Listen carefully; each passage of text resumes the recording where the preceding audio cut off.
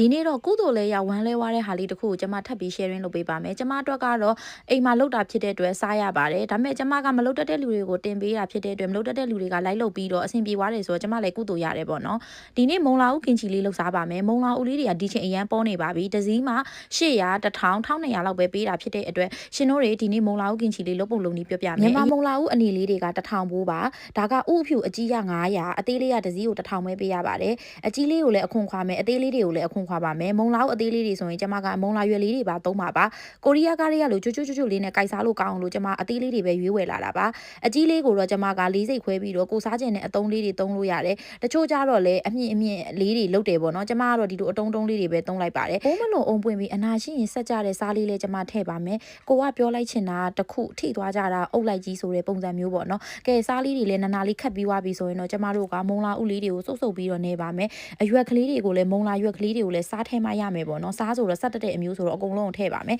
ပြီးသွားပြီဆိုရင်တော့ကျွန်မကမုံလာဥရဲ့အရည်တွေထွက်သွားအောင်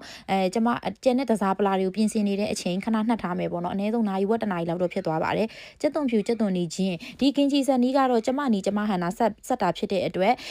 ရှင်တို့တွေအဆင်ပြေရင်လိုက်လို့ကြပါအဆင်မပြေတဲ့လူကလည်းကိုလောက်တက်တဲ့နီးလေးနဲ့လုပ်ပါကျွန်မအိုက်တဲ့ကိုငရုတ်တီကိုရီးယားငရုတ်တီမုတ်ထည့်မယ်ဆန်မဟုတ်အနှစ်ဆန်စိမ့်မုတ်နှစ်ကိုကြိုပြီးထည့်မယ်ပြီးသွားရင်တော့ကျွန်မကပန်းသီးဝယ်လာတာဒီနေ့ပန်းသီးရဲ့ရာဇဝင်ပြောရင်ရှေ့သွားမှာဆိုလို့ပန်းသီးမရတဲ့အတွက်ကျွန်မပြားရည်လေးနည်းနည်းထည့်လိုက်တယ်အသားမုတ်လေးထည့်မယ်ငါးငံပြားရည်လေးထည့်မယ်ပေါ့နော်အဲ့ဒါဆိုရင်ရပါပြီပြီးသွားရင်တော့မုံလာဦးနီလေးတွေကိုလှီးထားတာလေးတွေထည့်မယ်ပြီးသွားရင်ကြက်သွန်မိတ်လေးထည့်ပါမယ်ပန်းသီးအကြောင်းပြောရင်စိတ်နာလုံးလို့ပန်းသီးတစ်လုံးကို4500 5000ပေးပြီးဝယ်လာပြီးမှဝယ်လာတဲ့ပန်းသီးကလမ်းမှာကျပြီးတော့ပျောက်သွားတယ်အထုပ်တွေများပြီးတော့အဲ့တော့ကျွန်မပန်းသီးဆိုရင်စိတ်နာသွားပါတယ်ဒီနေ့ပန်းသီးမပါလဲကောင်းအောင်လုပ်မယ်ဆိုပြီးကျွန်မကောင်းလေးလုပ်ထားတယ်ပေါ့နော်အဲ့တော့ပန်းသီးမပါဘူးပန်းသီးတော်မပါဘူးကျွန်မကိုဆရာမလုပ်ကြပါနဲ့ကျွန်မသိပါတယ်ကျွန်မပန်းသီးပျောက်သွားတဲ့အမှုဖြစ်လို့ပါကဲပြီးပြီဆိုရင်တော့ကျွန်မကခုနက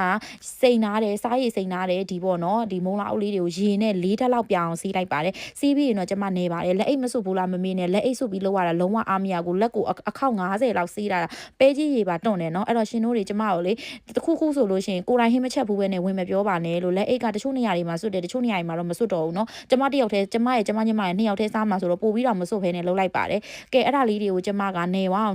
နှံ့ဝအောင်နေလိုက်ပါမယ်နေပြီးရင်တော့ကျွန်မခုလိုမျိုးပကံလုံးလေးထဲမှာထည့်ပြီးတော့အပြင်မှာ2ညလောက်ထားလိုက်မယ်ဆိုရင်တော့မုံလာကင်ချီလေးရပါပြီကဲနောက်နေ့ကျမှခောက်ဆွဲပြုတ်နဲ့စားရမလားဘာနဲ့စားပြရမလဲရှင်တို့ပြောပေးနော်ကျွန်မတို့ဒီနေ့နှက်ထားလိုက်ပါပြီတတား